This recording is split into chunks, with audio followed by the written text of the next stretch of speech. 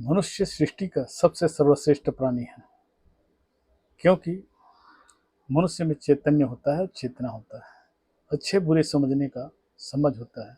अन्य कृषि प्राणियों में ये सब चीज़ नहीं होता। तो आज हम मनुष्य की शक्ति के संबंध में चर्चा करते हैं। मनुष्य ही एक ऐसा प्राणी है जो देवता और परमात्मा बन सकता है। बाकी ऐसे कोई भी जीव जंतु नहीं है जो देवता या ईश्वर बन सके। बहुत लोगों ने पढ़ा होगा, देखा होगा, अभी 23 मई को भगवान गौतम बुद्ध का जन्म था।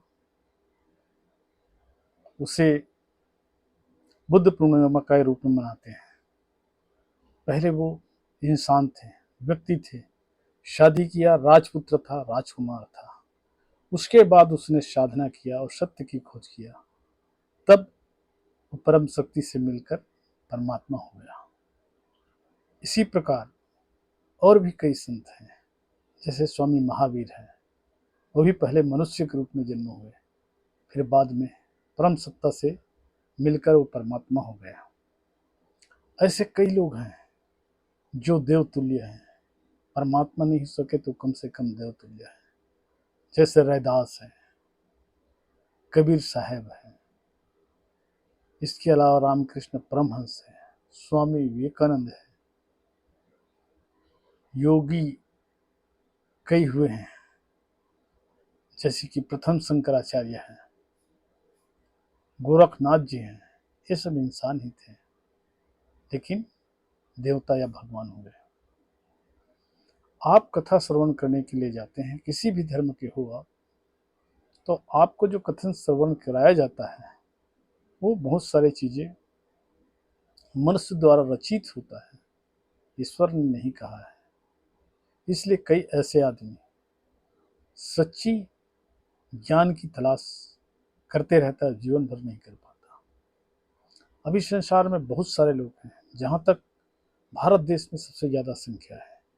आज भी जंगलों में साधु संत तपस्या में लीन हैं, वर्षों से, कई सालों से, लेकिन परम सत्ता के नज़दीक नहीं पहुँच पाए। या फिर हम लोग यहाँ संसारिक जीवन में रहते हैं, इसलिए उसे हम नहीं जानते हैं। तो जिस प्रकार से मनुष्य का जन्म होता है, उसके बाद में क्या क्या उसे करना पड़ता है और कैसे जीवन में संघर्ष करना पड़ता है, इस बात को सब जानते हैं। लेकिन लालसा एक ऐसी चीज़ है जो कभी पूर्ण नहीं होता।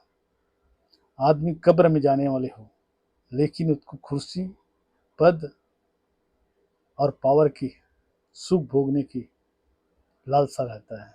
आप देख रहे हैं कितने सारे लोगों की उम्र जो है 75 पार है या 70 के बाद है। शासकीय नौकरी में 60 साल बाद या 62 साल बाद रिटायरमेंट हो जाता है। लेकिन ऐसे लोग जो अत्यधिक उम्र होने के बाद लालसा में रहते हैं, पद में बना रहना चाहते हैं, चाहे वह सार्वजनिक पद हो, सामाजिक पद हो या किसी अन्य प्रकार का हो, तो समझ लेना कि ऐसे लोग जन कल्याणकारी भावना से नहीं, व्यक्तिगत निजी स्वार्थ से जुड़े होते हैं। आप चाहे साधु संतों को सुनते हैं या धार्मिक प्रवचनकर्ताओं को सुनते हैं, आपको सत्य की परिभाषा या सत्य की खोज के बारे में प्रेरणा बहुत कम देंगे, बल्कि ऐसे ऐसे कहानी सुनाएंगे कि आपकी मनोभावना किसी और दिशा में भटक जाएगा। इसलिए इस जीवन में सतगुरु को जो प्राप्त करता है, निश्चित ही सत्य मार्ग में चलता है और परमात्मा को प्राप्त कर लेता है। लेकिन आज के दिन में अच्छी बात, परमात्मा और देवता कोई भी नहीं बनना चाहता। लोगों को मनुष्य बनने में ही मजा आता है। उनको सारी सीख और सुविधा केवल मनुष्य होने से मिलता है, ऐसा प्रतीत होता है। लेकिन वास्तविकता यही है कि जीवन क्षणभंगुर है, जिसमें लोग ना जाने कितने प्रकार की योजनाएं और सपने सजो कर रखते हैं। यदि आप सच्चे आध्यात्मिक या धार्मिक व्यक्ति है तो आपको निश्चित ही कभी न कभी प्रभु ऐसे प्रेरणा देगा कि आप सत्य की ओर अग्रसर हो और उस परम सत्ता को जाने। कौन देखा है स्वर्ग, कौन देखा है नरक, केवल सुनते हो या किसी भगवान के बारे में जानते हो, लेकिन आपने स्वयं दर्शन नहीं किया है। और जो स्वयं दर्शन करता है वही जान पाएगा कि वास्तविक परमात्मा क्या होता है। इतना आसान नहीं है कि परमात्मा और सत्य को जानना। अगर ऐसे ही मिल जाता तो 12 साल तक के बुद्ध जी एक वृक्ष के नीचे तप में नहीं बैठते। वर्षों तक के महावीर स्वामी सत्य की तलाश में तपस्या नहीं करते हैं। उसके अलावा कई लोग हैं जो तपस्या करते रहे हैं और आज भी देखेंगे कि लोग तपस्या में लीन हैं, लेकिन परम सत्ता के करीब नहीं पहुंच पाते हैं। आदमी के बहुत सारे आकांक्षाएं हैं, हर किसी का रहता है, चाहे संसारिक हो चाहे वो सन्यासी जीवन में बीता हो, लेकिन उसकी मन की जो तृष्णाएं हैं, मन की आकांक्षा है, वो कम नहीं होती। इसलिए साथियों, उन महापुरुषों को देखें जो इंसान से देवता बने हैं या इंसान से ईश्वर बने हैं। तब आपको पूरी तरह समझ आएगा कि इंसान कितना शक्तिशाली है और उसमें क्षमता है कि वो देवता और भगवान हो सकता है।